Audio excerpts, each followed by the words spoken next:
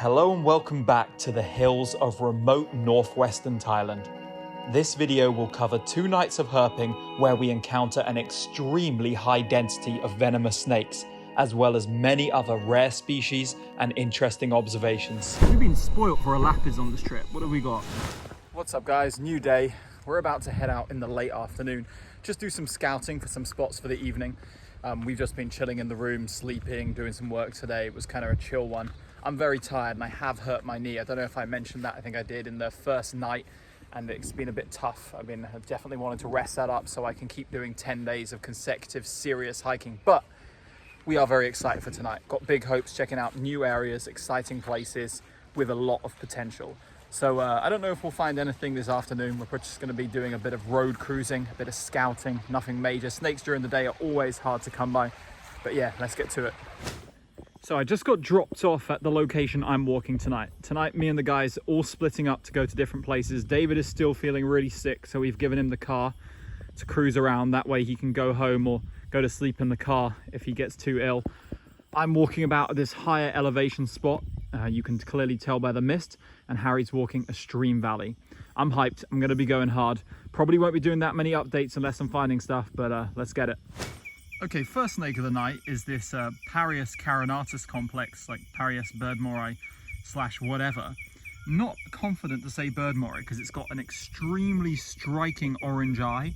The head seems shorter than the ones we get around our area, and also it has this orange ventrolateral stripe which I don't remember seeing before. So definitely an interesting snake that's worth taking a closer look at. You know, this complex was split up recently, and although I only think 2 BERDMORE carinatus and carinatus subspecies tenacerim. Wait, that might be what this one is.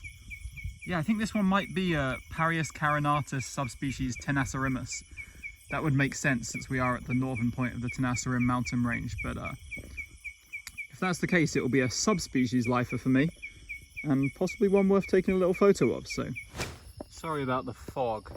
It's going to make the snake really overexposed, especially against these green leaves, but been walking for about 20 minutes. Oh, I disturbed it. It's a young male Pope's pit viper. And there's an arboreal worm on this leaf. How interesting. Oh, now we can get a good look. Oh, there we go.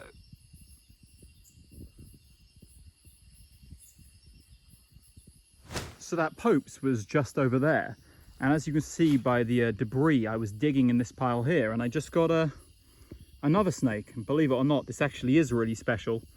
I'd assume this is Argyrophis DIARD'S blind snake, juvenile, and by that insane greyish white coloration all over the body, I'd assume it's going into shed.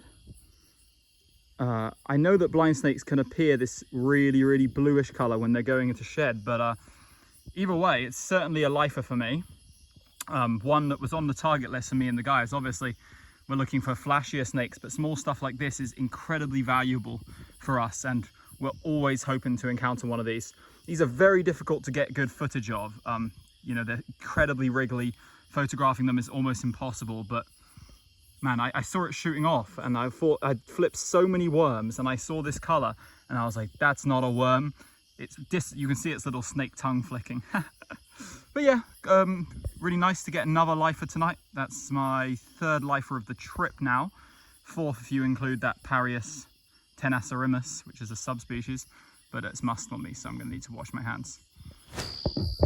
There's a mole cricket making a very loud noise, so apologies for that. But yeah, I know I don't show many inverts on the channel. It's because they take up a lot of time, and I'm always strapped to trying to fit in as much as possible into the video, but I've seen a few of these cool tarantulas hanging around, and this one's letting us get a good look at it before shrinking back into its burrow. You can kind of see the size here. Not a giant, but pretty nice. I like tarantulas. Very fond of these big fluffy spiders. Check this out, guys. This Leptobrachium smithi, what we think it is, has caught a young male tarantula. I've seen frogs eating spiders many times, but never seen one eating a tarantula before. It's kind of frozen now that I've disturbed it, so I'm gonna let it get back to its business, but that's really freaking cool. Okay guys, check this out. And wait. Before you skip because it's another green viper, this is actually a lifer for me.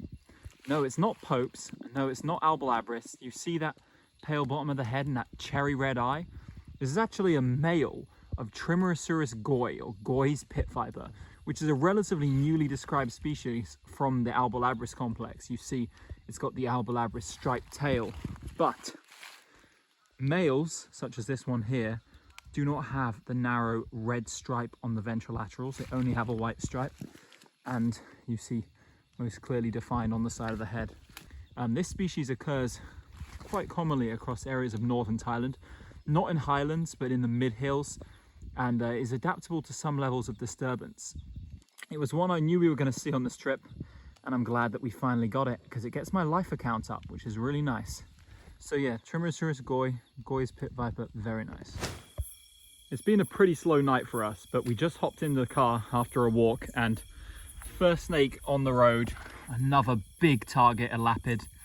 No, this is not the wolf snake from last night, but you can understand that, what the fuck am I talking about? It's not the wolf snake from last night. This actually is what we call Bungarus wanghoutingi. I don't even know what the wanghouting's KRAIT. It's very similar to Bungarus multicinctus. There's some confusion between these and Candidus, whether they're genetically similar, but even the head looks different. Like, it's clearly a KRAIT, but if I saw this head, I would never think Candidus. Very kind of narrow. And obviously you can see the bands on the body totally different from even the narrow banded northern true Candidus, as we call it. This one's been really cooperative and just sitting on the road here. We road cruised it and it was like shooting off over there. I saw it zooming and I was on the side of the car closest to it. Didn't have time to look for my torch, straight out hopped out and then grabbed it by the tail in the dark. I was almost certain it was a KRAIT. Like, I don't know why exactly, it just didn't look like the wolf snake does, like not tubular enough. But yeah, what a cool find. I'm absolutely hyped. This is another thing that we could have easily missed, but we were pretty confident we were going to find. And you know, it's very KRAIT-like, actually very twitchy. But that might actually not be too bad for when it comes to photography, of which this one certainly needs some. Not too many of these narrow-banded KRAITs have been seen in the wild, and now that he's lost his cooperativeness, I say I'm going to leave him be. All right, guys, just got another KRAIT, another many no, I'm kidding. It's this is the wolf snake, another Lycodon septentrionalis. After the Bungarus, we went back to the stream where we got one of these the other night and got a slightly smaller one. Still an adult, so not going to photograph this one or do anything with it. Just going to grab a couple phone pics to post on the gram. Explore Herpetology, that's the Instagram handle. Must check it out. But yeah, we've had a good look at these already, and we're searching hard for our #1 target. So see that head? Definitely Lycodon. All right, Harry just spotted this mock viper. Nice, surprisingly big one. Probably the biggest mock viper I've ever seen. David was saying that he heard that the mock vipers up this part of the country are particularly large, and that's certainly true. This one's pretty nice, just a standard dark morph adult. Looks like it's got a, see, I think it might be quite gravid, or at least the back half of its body has some kind of bolus. I'm not sure what's going on there, but I'm not sure if I've shown this species on my channel ever before.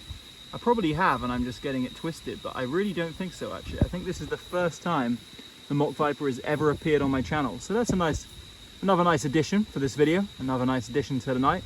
I'm going to keep on going and keep on searching. Very cool. Back on the road and just got a sunbeam. David saw one of these earlier in the night, but he just flicked it off the road. This is the first one I've got an eye on this trip. We've seen a couple of these DIARD'S, so they're clearly quite abundant around here, which doesn't surprise me. Very damp agricultural land with, come here, oh, shit. Hello everyone, welcome to a new day in northwest Thailand. I am actually not at the location we've been for the last 2 days, because I just drove 2.5 hours into a town, the nearest big town, to pick up my diffuser, which was sent to me by my lovely girlfriend. So now I can actually take pictures of some of the cool stuff we found. Incredible. Anyway, I was just cruising up this road here, and as you can see, and I just found a little snake crossing the road. Check it out, guys. I found Pisk. Pisk is the name we give to Fowlia piscator, the checkered keelback. And, oh God, I'm gonna have to get it behind the neck again. And I'm really not in the mood for getting bit a ton of times, but this rather bland and uninteresting and bitey snake It's quite a common species of keelback in the forests in the northern peninsula of Thailand to the north. But here in the north, you also get it in some agricultural lands. Let's put him down here for a second. I did just see a freshly hit one on the road, and a few minutes later got this moving one. So first live snake during the daytime today. And I've still got about an hour left until we get to the accommodation. So I'm kind of optimistic that I'll be able to get something else on the road. It's been incredibly rainy today. It doesn't seem it. Obviously, you can see that it's damp and it's been raining, but there was some extremely heavy rain earlier this afternoon. And that's surely going to draw some snakes out onto the road. And this is a good example of one which is typically nocturnal, but here in the north, I think you see them around during the daytime a lot more. Anyway, I'm going to set this one back to its business and keep going. Okay, back at the room. You can see it's been very rainy today. There's these low overhanging clouds. David's down there taking some pics of a dead king cobra I found on the road on the way over. Not showing dead snakes on my YouTube, so that's all you get to see of that one. But yeah, we've got a very, very, very exciting plan for herping tonight, and I'll update you in a minute. But for now, we're taking the ride. The power has been out since around 9 AM this morning, so me and the guys are having a lovely candlelit romantic dinner. It's kind of a problem when it comes to charging our stuff, but I'd say it's about time to start herping. Okay, so we are in the midst of trying to organize our mode of transport for tonight, which is these extremely rural bikes. And what do you do when the power's down? You use bottles to fill up containers to bring in the bikes in case we run out of fuel, because we do plan on doing a lot of cruising. We've got a very helpful boss over here who's been sorting it out for us, and I'm hoping that we can actually figure that we don't end up just taking like 3 random bosses into the forest. I think just one I think just one might be coming, but we'll see. To be seen. You may be wondering why I'm in the car. Well, we were on the bikes. All of us got out driving the bikes, but it was a total disaster. We chose the worst possible night. It was unbelievably foggy. And on the bike with a head torch in the fog on one of these like Honda Waves with a terrible light, you cannot see anything. So I abandoned ship. The other guys are still on their bikes, but I'm gonna pick them up in the car, and I think we're gonna abandon road cruising and do hiking. Road cruising was so productive the last few nights on those, you know, very dry, non-foggy evenings, but shut up, I'll put my seatbelt on in a second. But yeah, I think hiking may be the way to go forward tonight. Well, what did I say about the road being bad? I take that all back. Just after hopping in the car, still at the lower elevations of the road, just got a coral snake, another coral snake. And this is another first for the channel. This is speckled coral snake, small spotted coral snake, Calliophis McCulliceps. And this is the first one I've ever seen from northern Thailand, and I'm not gonna lie, this could not be further away than the ones I've seen in southern Thailand. Looks like a completely different species of snake. So different, that's actually unbelievable.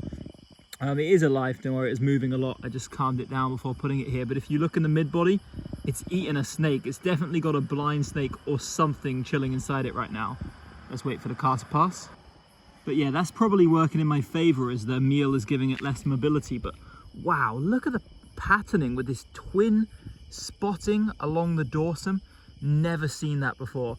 And of course, it's got the little markings on the tail and the plain orange venter. This is another very, very cool snake. Oh, look, doing the defensive tactic. You'll see a lot of kukri snakes in Thailand doing this exact defensive tactic. I mean, wow, what an awesome find. This is the third elapid we've got this trip.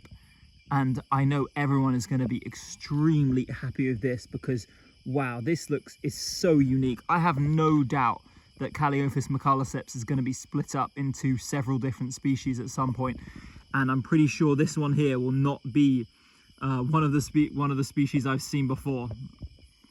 Awesome, speckled coral snake, what a find. Yeah, you already saw it in my hand, I guess, but this is about young adult size. They get maybe double the size of this, but it really depends on where you are in the country. Some places in the country they get huge, some places in the country you rarely see them longer than like 30 centimeters, but Very cool snake.